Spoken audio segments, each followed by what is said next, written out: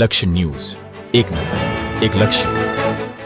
રાજકોટ જિલ્લાના Dhoraji division police station ખાતે આવનારા હિન્દુ મુસ્લિમ તહેવારોને લઈને તાલુકા ડિવિઝન મથકની શાંતિ સમિતિની બેઠક યોજાઈ. હાલમાં હિન્દુ અને મુસ્લિમ બંનેના પવિત્ર તહેવારો એટલે કે ગણેશ ઉત્સવ તેમજ 12મી શરીફ ઈદે મિલાદુન બંને તહેવારોને એક સાથે આવતા ધોરાજી ડિવિઝનના પાટણવાવ, ભાયાવદર, ઉપલેટા તેમજ ધોરાજી ડિવિઝનની એક શાંતિ સમિતિની બેઠક યોજાઈ હતી, જેમાં આવનારા હિન્દુ મુસ્લિમ તહેવારોને ભાઈચારા અને એકતાથી ઉજવાઈ કોઈ અનિચ્છનીય ઘટના ન બને તેનું ધ્યાન દોરવા સમાજના આગેવાનોને ભલામણ કરાઈ હતી અને હળીમળી દરેક તહેવારો ઉજવવાની બંને સમાજે ખાતરી આપી, જેમાં હિન્દુ મુસ્લિમ સમાજના વિવિધ આગેવાનો બહોળી સંખ્યામાં હાજર રહ્યા હતા.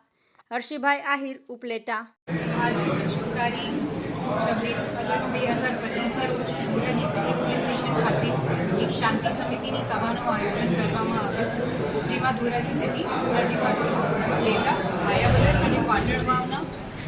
દર સામાજિક આગેવાનો અને પોલિટિકલ રિપ્રેઝેન્ટેટિવ્સ હાજર હતા,